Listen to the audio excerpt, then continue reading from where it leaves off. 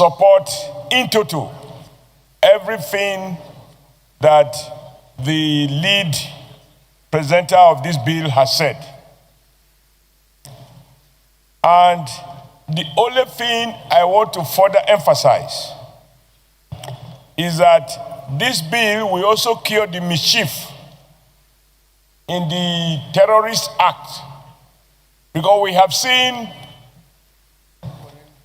in the distant past where terrorists apprehended who have killed, maimed, and committed heinous crimes were, in the name of de-radicalization, they were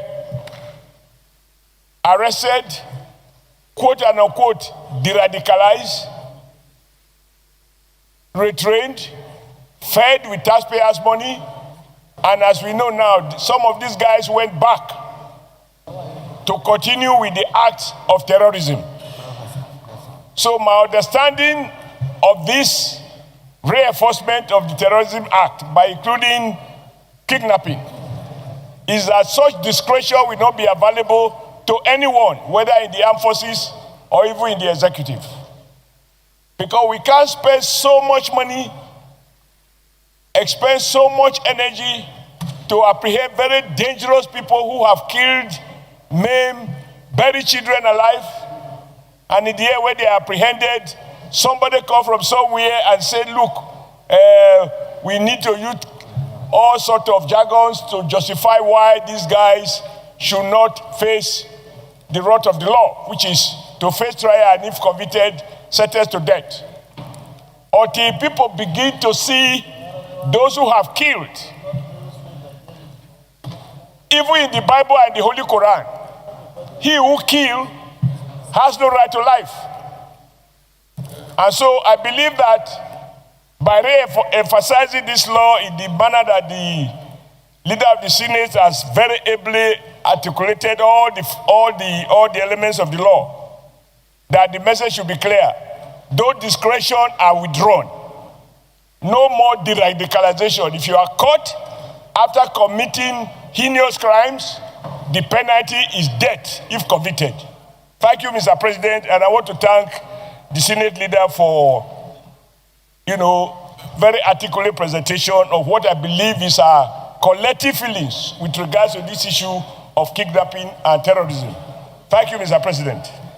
In the course of the public of the kidnappers and the appropriate punishment to be given to them. And then we will also... Informants. Okay, Senator Wamako, say something. I represent Abia North. Mr. President and distinguished colleagues, I'm not sure that this bill brought by the leader of the Senate was a bill agreed by all of us. All 109 senators agreed in a closed session that we must get this bill across and sent to Mr. President. Mr. President, I believe it's a high time. There's no town and villages that there are no kidnappers in Nigeria. So I believe this bill is apt, is a natural thing to do.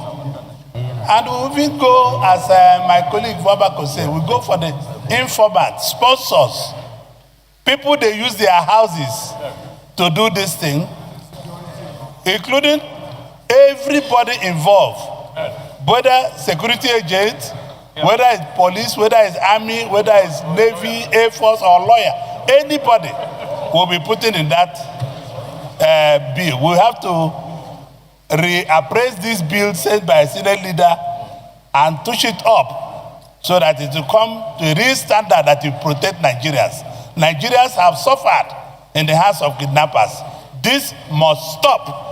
I'm a Christian faith, but we don't support death penalty. But I support death penalty for this because people must stop harassing Nigerians. Young girls are raped, women are raped for no reason because they are kidnapped and money taken. People have gone bankrupt in their businesses.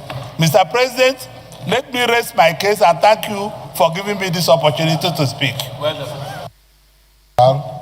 I represent Anambra Central Senatorial District. Mr. President, thank you for this opportunity to contribute to the debate on this bill.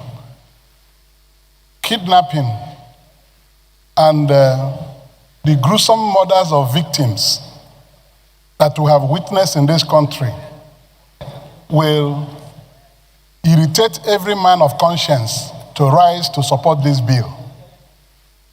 When you look at various cases of kidnapping where ransoms have been paid, running into tens, 20, and sometimes 100 million, these kidnappers to receive this money and still kill their victims. We have seen this a lot of times. Therefore, people who ply this trade deserve no mercy. What we have to do is to do everything to provide the law that will brand it act of terrorism, because it is act of terrorism. Their modus operandi does not differ from terrorism. While we make law that this shall be capital punishment for any offender or somebody who is arrested for it, Mr. President, we have to go deep to the people who facilitate these businesses. It's not only the kidnappers that carry gun, abduct their victims, that are involved in this business. Financial institutions also are part of it. Because it beats my imagination that people will pay ransom, 100 million naira, through financial payment platforms, and these monies will be received by the financial institutions, and they do not give any lead to the account owners through which these ransoms are received. Many people have gone through hell through this process. Therefore, as we go after the real kidnappers that have identified, we have to go after the financial institutions through which these ransoms are received. Anybody or financial institution that receives any money from a kidnapped victim must be held responsible for it. Because our law forbids banks to indulge in illicit financial transactions.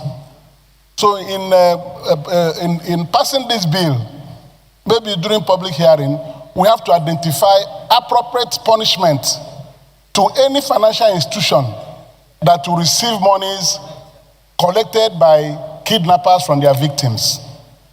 Again, the other issue, Mr. President, that you touched, you said we should take during public hearing, is going after the sponsors. Mr. President, there's no difference between a sponsor and a kidnapper. They are all the same.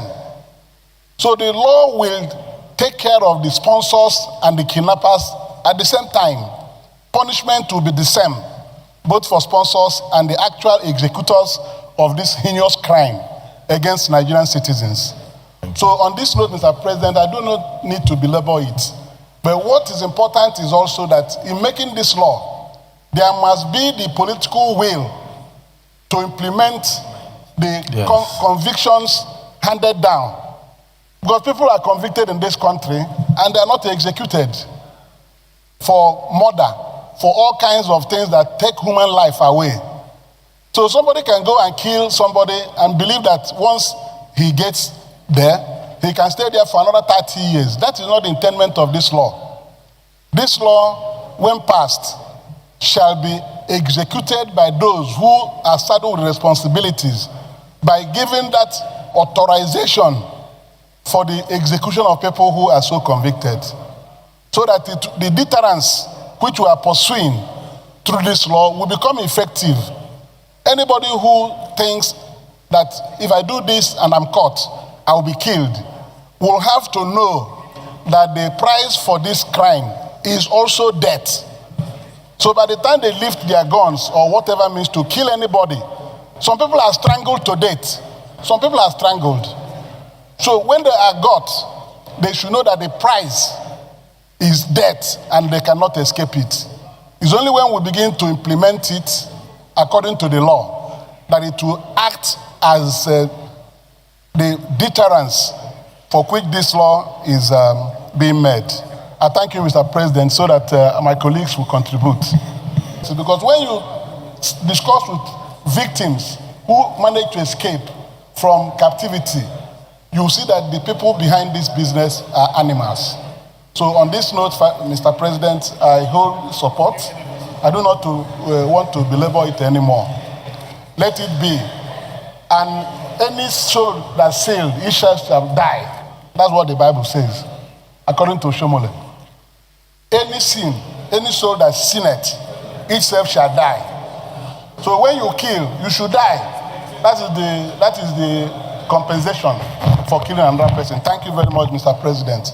I'm so happy that I've contributed. Act to amend Terrorism Prevention and Prohibition Act to designate kidnapping, hostage taking, and related offenses as act of terrorism, to prescribe death penalty for such offenses without option of fine or alternative sentences, and for related matters 2025 SB 969. Second reading.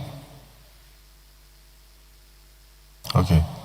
Distinguished colleagues, a bill for an act to amend the Terrorism Prevention and Prohibition Act to designate kidnapping, hostage taking, and related offenses as acts of terrorism, to prescribe death penalty for such offenses without option of fine or alternative sentences, and for related matters 2025. Second reading taken. As a result of the importance of this bill is now committed to the committees on Judiciary, Human Rights and Legal Matters, National Security and Intelligence, the Committee on Interior, and the lead committee will be the Committee on Judiciary, Human Rights and Legal Matters, to report back to the Senate within 2 weeks. I hope 2 weeks is good enough. Within 2 weeks. I want to thank distinguished colleagues for sticking by their resolution. Sticking by their resolution that there is no straightforward way of fighting these acts of kidnapping and terrorism in our country. We have to show resoluteness, we have to show seriousness. And I do know that once we make this law and it's signed into an act of parliament, it will, of course, override every other thing that is being done in all states of the Federation, because any act that is made by the National Assembly takes precedence over state laws. And as stated in our Constitution, any provision that is in conflict with the federal provision, that provision becomes null and void to the extent of the inconsistency. So for us, this is national, and we have to protect our country. We have to protect the future Nigerians. Otherwise, people will mistake being a medical doctor, being a lawyer, being a parliamentarian to being a kidnapper, because it's almost becoming like a profession. So I want to thank all my colleagues and urge that the committees involved should meet immediately and then take the views from the public and revert to us within 2 weeks because of the seriousness of the occasion. I thank you all. Yes, Senator Goje, which is the same thing you complain about. Do I come in? No, go on, because they are still doing it. Do I read the order or I just go ahead? Go ahead, order 42. You know you can read so that people will know. Order 42, by the indulgence of the Senate and the leave of the President of the Senate, a senator may make a personal explanation, although there be no question before the Senate, but no controversial matter may be brought forward, nor may debate arise upon the explanation. The terms of the proposed statement shall be submitted in detail to the President of the Senate when his leave to make it is sought.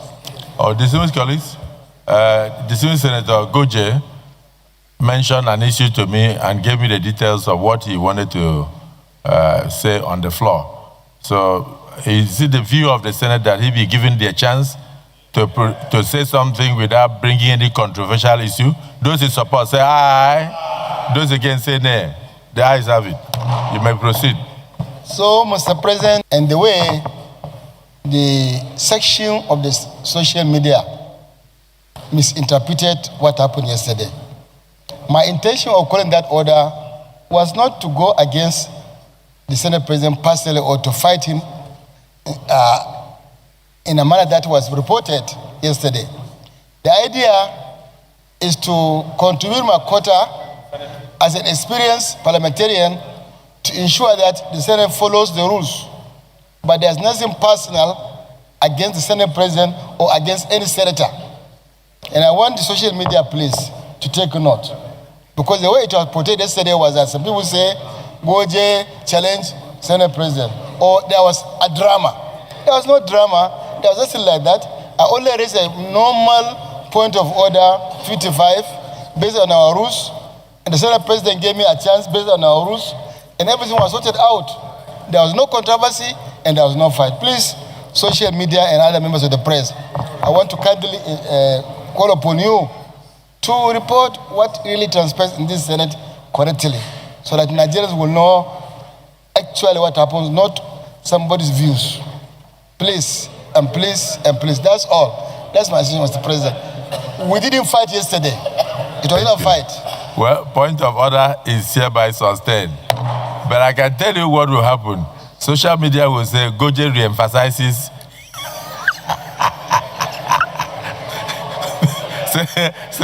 Senator Go. No, but you know, I would have been a good editor in Sun. You didn't hear me? I would have been a good editor in Sun newspaper. so Goje re-emphasizes is a point of order. So I thank you for the explanation, but I hope they will hear that there is no fight in the Senate and that we are all one. Thank you for your listening. Then please, just the correspondence which you were expecting and which you wanted to treat immediately in order to help Mr. President conclude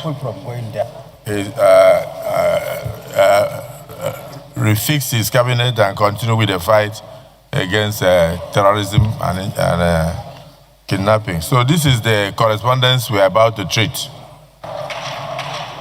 Distinguished Senator Godswill Akpabio, GCON, and then Distinguished Senate President request for confirmation of a nominee, a ministerial nominee.